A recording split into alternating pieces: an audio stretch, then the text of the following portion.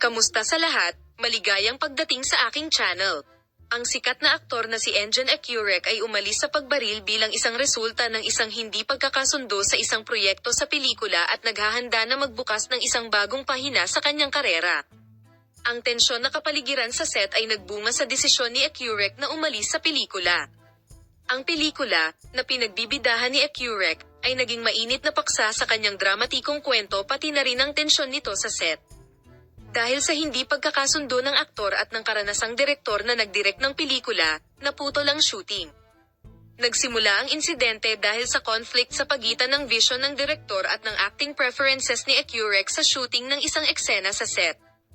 Habang mabilis na tumataas ang talakayan, tumaas ang maling tensyon, at sa maikling panahon ay naakit nito ang atensyon ng buong koponan.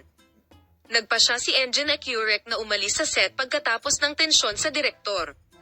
Ang desisyon ng aktor na umalis sa pelikula ay nagulat sa mga producer at crew.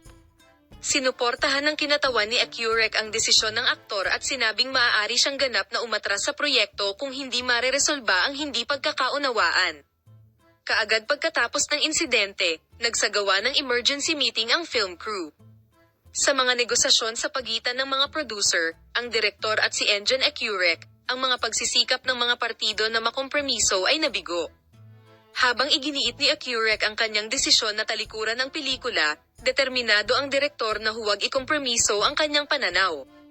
Ang desisyon ng aktor na umalis sa pelikula ay nagbago ng mga plano sa produksyon at lumikha ng maling kawalan ng katiyakan. Ang insidenteng ito ay nagdulot ng malaking pagkabigla sa kapwa tagahanga at tagahanga ng pelikula. Ang kawalan ng katiyakan tungkol sa hinaharap na mga proyekto at karera ni Engin Ecurek ay nagpabagabag sa mga naghihintay ng walang pasensya.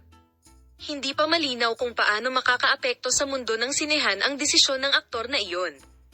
Dumating na kami sa dulo ng aming video.